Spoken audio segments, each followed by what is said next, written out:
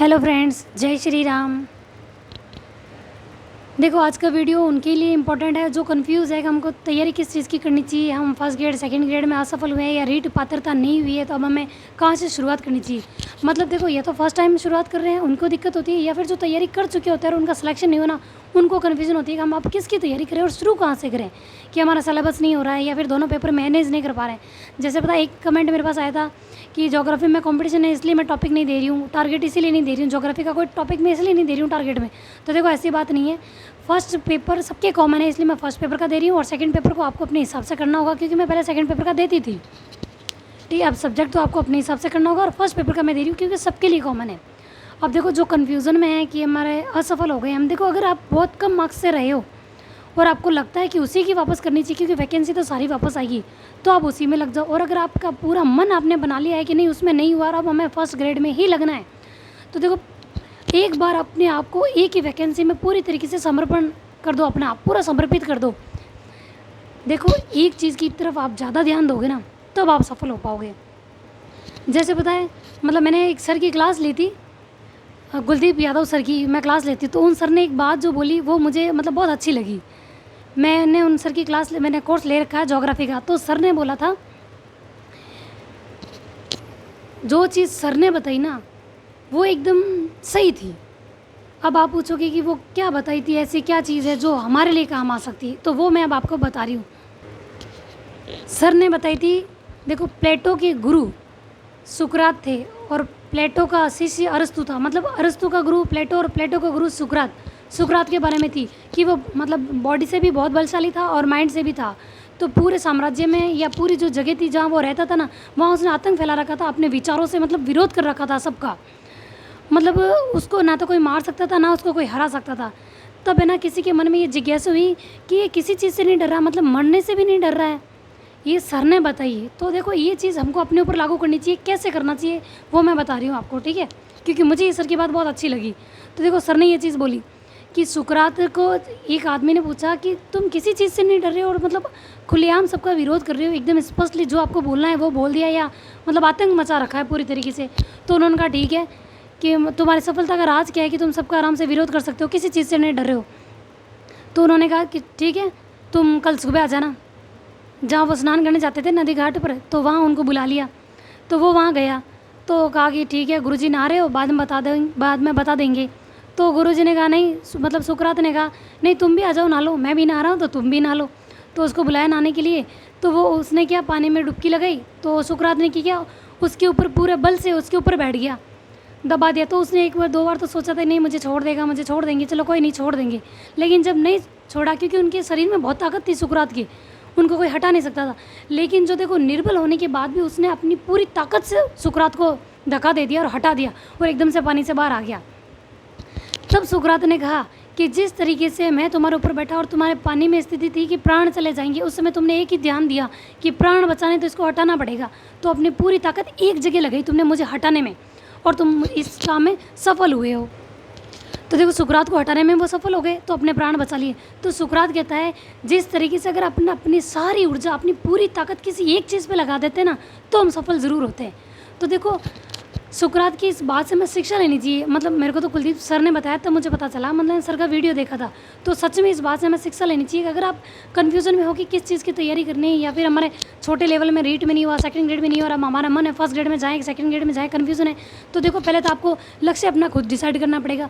उसके बाद पूरे मनोयोग से बस पूरी शक्ति पूरी ताकत के साथ उसी में अपने आप को झोंक दो, पूरा मटेरियल इकट्ठा कर लो, मतलब जो भी आपको पढ़ना है। लेकिन याद रखना, मटेरियल हमेशा कम होना चाहिए ताकि उसको रिवीजन करने में ज़्यादा टाइम नहीं लगे। ज़्यादा सोर्स होते ना तो ऐसा रहता है यार ये पढ़ूँ वो पढ़ूँ, आज ये कर लूँ वो कर लूँ, ऐसा होता है। और देखो, एक कन्फ्यूज़न आपकी मेरे पास कमेंट आ रहे हैं कि मैं ना जब एक सब्जेक्ट लेके बैठती हूँ तो मन में ये रहता है यार ये कंप्लीट हो जाएगा, तो वो नहीं हो रहा और ये समझ में नहीं आ रहा। तो देखो, जिस समय जो चीज़ आप कर रहे होते हो ना, कोई भी जो सब्जेक्ट आप कर रहे होते हो ना, पहले उसके ऊपर ही ध्यान दो कि पहले मुझे ये कंप्लीट करना है आज का टॉपिक, उसके बाद दूसरा करना है। पहले एक सब्जेक्ट लो, जैसे हमारी इंडियन हिस्ट्री चल रही थी तो हमने सिर्फ इंडियन हिस्ट्री पे फोकस किया और उसको कंप्लीट किया, और अब हमारी राजस्थान हिस्ट्री और कला संस्कृति चल रही है, और साथ में हिंदी के पारिभाषिक शब्द चल रहे हैं। तो जिस समय जो चीज़ चल रही हो ना, पूरा ध्यान उसी पर लगाओ कि मुझे तो बस पहले यही करना है, उसके बाद दूसरा देखूंगी। देखो, जब हमारी सारी ऊर्जा एक पे लगती है ना, तो वो काम सफल होता है। जैसे उसने अपने प्राण बचाए थे, तो हम जब एक वैकेंसी की तैयारी कोई भी हो, आप डिसाइड कर लो किसी भी की तैयारी करनी है। देखो अगर आप डिसाइड नहीं कर पा रहे हो कि किसकी तैयारी करनी है ना, तो आप सिलेबस निकालो और देखो कि कितना सिलेबस कॉमन है। अगर आप दो की साथ तैयारी करना चाहते हो तो 70 से 80% अगर सिलेबस बराबर एक जैसा है, कॉमन है, तो आप दोनों की एक साथ कर सकते हो। उसके बाद जब वैकेंसी आएगी तो जिसका एग्ज़ाम पहले हो फिर उस पर फोकस कर लेना। लेकिन अगर एक पर फोकस करोगे तो वो ज़्यादा सही रहेगा। एक पे फोकस करना है ना, तो पूरे तरीके से आपको सिर्फ उसी पर ध्यान देना चाहिए। मतलब एक चीज़ आप डिसाइड कर लो। देखो आपको वैसे तो देखो कम टाइम मिल रहा है हाउसवाइफ को, तो एक बात मैं आपको बता दूँ हाउसवाइफ को, कम टाइम में अगर अभी भी आप कंफ्यूज है कि कहाँ से शुरू करें, किस तरीके से करें, एज हो गई है, तो देखो जैसे अब एज निकल गई ना, और भी एज निकल जाएगी। जैसे अब आप कंफ्यूज हो ना, वैसे फ्यूचर में और कंफ्यूज हो जाओगे। तो इससे अच्छा ना इस बार 1 महीना या 10-15 दिन जितने लगाने हैं आप लगा लो। कंफ्यूज जितना होना है होना, जितना दिमाग ख़राब करना है अभी कर लो, ताकि कम से कम ये डिसाइड कर पाओ कि आपको तैयारी किसकी करनी है और किस तरीके से करनी है। अपने आप को एक सेट कर लो कि हाँ मुझे सुबह के समय हिस्ट्री कवर करनी है, दिन में मुझे कोई पारिभाषिक शब्द करना है, या फिर मुझे कम टाइम मिलता है या सुबह मेरे घर का काम होता है तो पारिभाषिक शब्द कर लूँ, क्योंकि 5 ही करने होते हैं। दिन में मैं अपना हिस्ट्री का पोर्शन ले लूँ रिवीजन के साथ, और शाम को जब चाय वाय बनानी होती है या चाय बनाने के बाद का जो टाइम होता है खाना बनाने के बीच का, उस टाइम में अपना सब्जेक्ट ले लूँ। हाउसवाइफ इस तरीके से भी कर सकती है, या फिर नाइट में कर लूँ या मॉर्निंग में उठ के कर लूँ। इस तरीके से आप डिसाइड करो ये हाउसवाइफ के लिए। और जो जॉब में है उनके लिए बता दूँ, 2-2.5 घंटे में भी आप पहले अपना सब्जेक्ट कवर कर लो।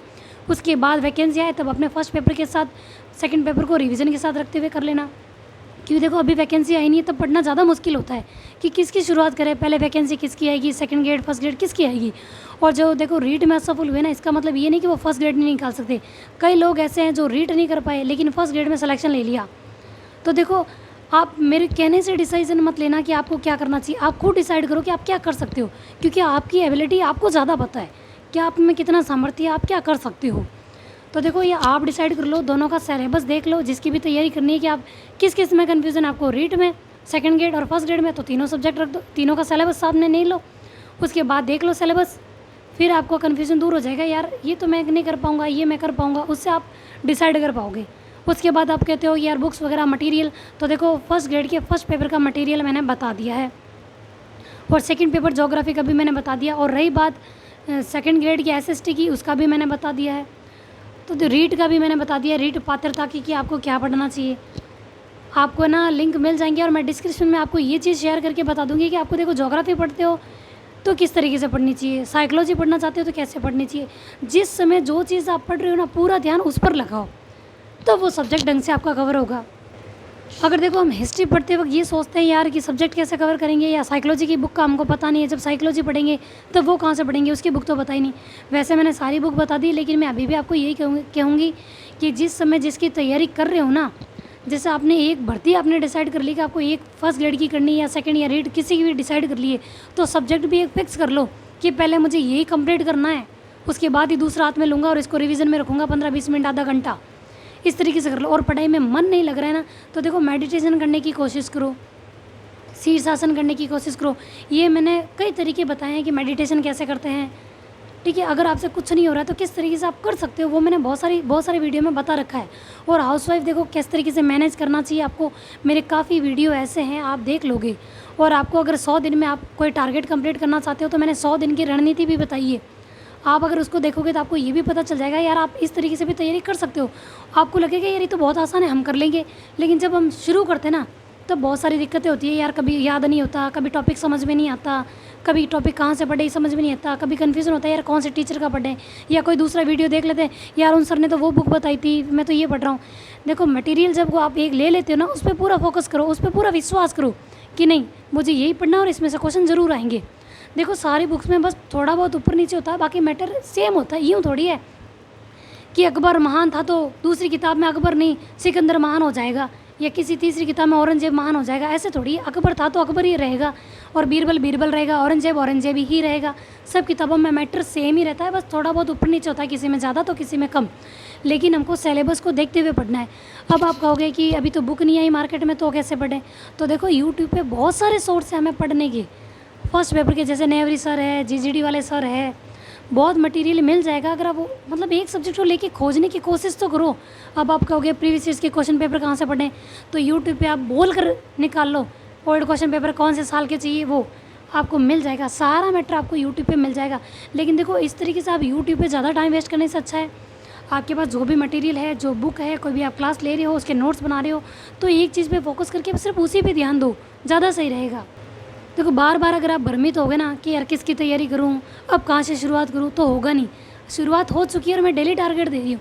और देखो एक कमेंट आया था कि डेली टारगेट मिल नहीं रहा, तो देखो एक हफ्ते का टारगेट मैंने एक साथ दिया है। 18 तारीख का एक वीडियो है, 18 सितंबर, वो देख लेना। मैंने एक हफ्ते का टारगेट एक साथ दिया है। मैंने कम्युनिटी पे वो वाला नहीं दिया है, एक हफ्ते वाला। पहले मैं कम्युनिटी पे देती थी, लेकिन अब मैंने एक हफ्ते का एक साथ वीडियो में दिया है आपको, वहाँ से देख लो। क्योंकि कम्युनिटी पे किसी को मिल ही नहीं रहा है, तो एक वीडियो में मैं एक हफ्ते का साथ में बता दूंगी कि किस तरीके से पढ़ना चाहिए, कहाँ से पढ़ना चाहिए और कौन से टॉपिक है, तो वो मैंने वहाँ दे दिए हैं, तो आप वहाँ से कर लें। ठीक है, आपको वो मतलब टॉपिक मिल जाएंगे। और पहले वाले टॉपिक नहीं मिल रहे हैं तो देखो आपके पास बुक है कोई भी, तो क्या क्या आपके टॉपिक थे इंडियन हिस्ट्री में, वो आज से आप देख लो और पढ़ लो, क्योंकि इंडियन हिस्ट्री हो गई है टारगेट के अनुसार। अगर आपको टारगेट नहीं मिल रहा है तो नेक्स्ट टाइम से मैं वीडियो में बताऊंगी, क्योंकि कम्युनिटी पे आपको मिल नहीं रहा है। और रही बात टेलीग्राम की, तो देखो टेलीग्राम ग्रुप में हद से ज़्यादा मैसेज आए थे मना करने के बाद भी, क्योंकि जैसे जैसे नए जुड़ते हैं, इसकी बुक उसकी बुक, ऐसे वैसे कैसे तैयारी करें, तो बहुत सारी बातें होती है ना, तो बहुत सारे नोटिफिकेशन आते हैं। जो पढ़ना चाहते हैं ना उनका ध्यान भी नोटिफिकेशन में जाता है, यार अब क्या आ गया, अब क्या आ गया। देखो थोड़े टाइम के लिए सोशल मीडिया से दूर हो जाओ, ठीक है। मेरे को भी समय मिलता है तभी मैं यूट्यूब पे आती हूँ, यूँ ही नहीं कि मैं एनी टाइम वीडियो बनाती रहूँगी या मुझे टाइम मिलेगा, क्योंकि मुझे भी सिलेबस कवर करना होता है और मुझे भी फैमिली का सब कुछ देखना होता है। आप जैसे मतलब घर का काम करते हो, सब कुछ करते हो ना, मैं भी वैसे ही सब कुछ करती हूँ, मुझे भी वही मैनेज करना होता है। मैं मोटिवेट इसलिए करती हूँ क्योंकि कुछ चीज़ें जो मैंने सर्वाइव की ना, ताकि आप वो सर्वाइव करके वो सीखने, मतलब खुद के ऊपर प्रैक्टिकल करके सीखोगे ना, कि नहीं यार ये करके देखूँ, ऐसा करके देखूँ, तो समय लग जाएगा। सबसे बड़ी बात है प्रैक्टिकल करके मत देखो, किसी दूसरे से शिक्षा ले लो कि यार उसने उस समय में ऐसा किया था, ऐसी सिचुएशन थी तो उसने ऐसा किया, तो मैं भी ऐसा कर लूँ, ताकि समय बचेगा। प्रैक्टिकल करने बैठोगे तो पूरी ज़िंदगी निकल जाएगी और ये वैकेंसी निकल जाएगी। मैं इसीलिए वीडियो शेयर करती हूँ, ताकि अगर कोई आपकी सिचुएशन भी अगर उस टाइम में कभी ऐसी रही है तो आप थोड़ा बहुत उस चीज़ से सीख लो कि यार मुझे इस समय ऐसा नहीं करके ऐसा करना चाहिए। और अभी अगर पढ़ाई पे कंसंट्रेट कर लोगे तो देखो जॉब 1 साल में आपकी पक्की लग जाएगी। 6 महीने का देखो कुछ लोगों के कमेंट ऐसा आता है कि 6 महीने में कौन सी तैयारी होती है, कौन सी जॉब लगती है, कौन सी वैकेंसी आती है। अरे 6 महीने में हमारा सिलेबस कवर हो सकता है ढंग से, बाद में से सिर्फ रिवीजन करना होता है एग्ज़ाम तक, तो हम ढंग से बार बार कर पाएंगे।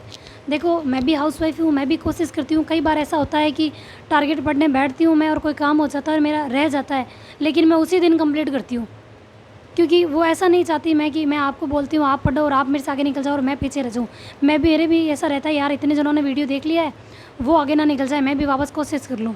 उससे थोड़ा मुझे भी मोटिवेशन मिलता है कि यार आगे सब कोशिश कर रहे हैं तो मैं भी थोड़ी कोशिश कर लूँ। तो देखो एक दूसरे को देख के सीखो, ठीक है। और मैं वीडियो के डिस्क्रिप्शन में आपको लिंक शेयर कर दूँगी, किस तरीके से आपको पढ़ना चाहिए वो भी मैं आपको बता दूँगी, ठीक है। थैंक यू, जय श्री राम।